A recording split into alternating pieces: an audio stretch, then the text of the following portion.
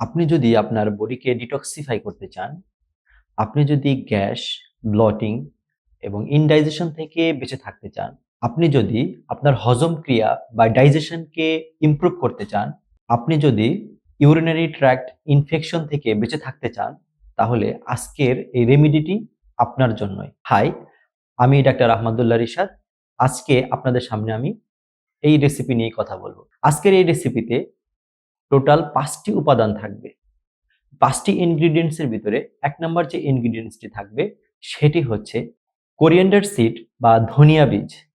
ধনিয়া বীজের ভিতরে রয়েছে ডাইজেস্টিভ, কার্মিনেটিভ এবং অ্যান্টি ইনফ্লামেটরি প্রপার্টিজ। দ্বিতীয় যে ইনগ্রিডিয়েন্টসটি রয়েছে সেটি হলো জিঞ্জার বা আদা।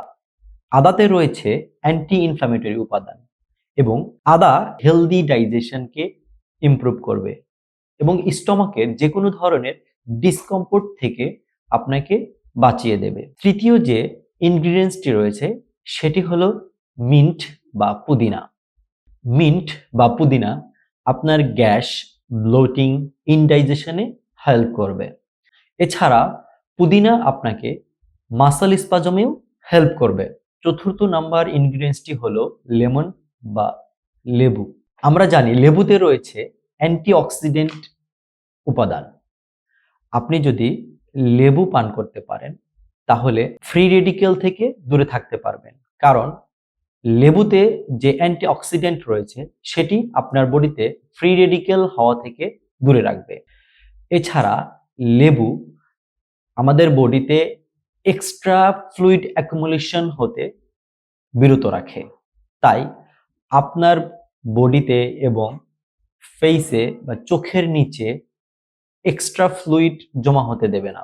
লেবুতে আরও একটি গুরুত্বপূর্ণ উপকারিতা রয়েছে, সেটি হলো আপনার ইউরিনারি ট্র্যাক্টকে ডিটক্সিফাই করবে।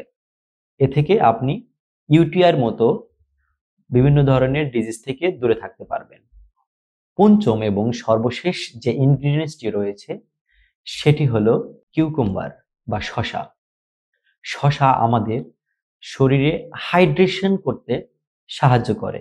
এছাড়াও আমাদের গাটকে হেলদি রাখতে এবং আমাদের ডাইজেশনে এটি হেল্প করে।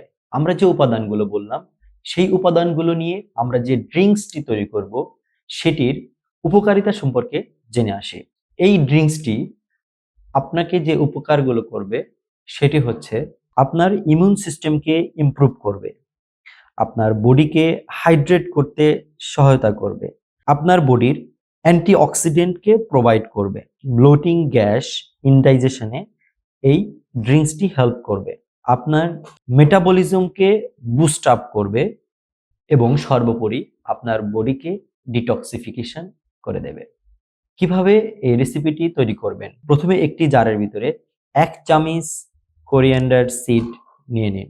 তার সাথে 1 চামচ লেবুর রস দিন। অর্ধেক শসাকে স্লাইস করে কেটে এটির ভিতরে দিয়ে দিন। 1 ইঞ্চি আদা ছেঁচে নিন এবং 1 বাটি পুদিনা পাতা নিয়ে নিন।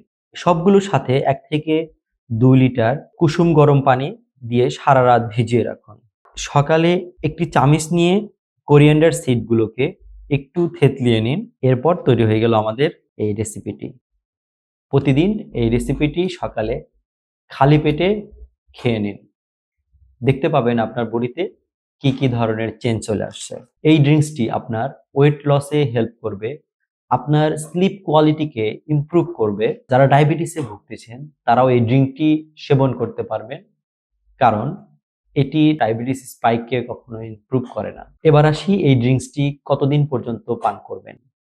এই ড্রিঙ্কসটি আপনি একাধারে 30 থেকে 45 দিন পর্যন্ত পান করতে পারবেন। 30 থেকে 45 দিন পান করার পর 20 থেকে 30 দিনের মতো একটি গ্যাপ রাখুন, পরবর্তীতে আবার এটি পান করতে পারবেন। এবার আসি কে কে এই ড্রিঙ্কসটি পান করবেন না।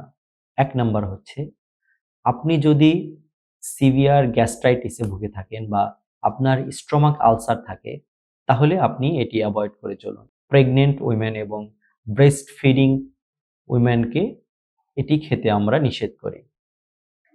এছাড়া আপনার বডিতে যদি সিভিয়ার কোনো ডিজিজ থাকে তাহলে আপনি এই ড্রিঙ্কসটি থেকে দূরে থাকুন। সর্বোপরি আপনি আপনার নিকটস্থ যে কোনো উপজেলা স্বাস্থ্য কমপ্লেক্সে গিয়ে একজন ইউনানি এবং আয়ুর্বেদিক চিকিৎসকের পরামর্শ নিতে পারেন। এতক্ষণ আমাদের সাথে থাকার জন্য ধন্যবাদ। পরবর্তী ভিডিও পর্যন্ত আপনি সুস্থ থাকুন। Keep smiling, be healthy, be happy. আসসালামু আলাইকুম।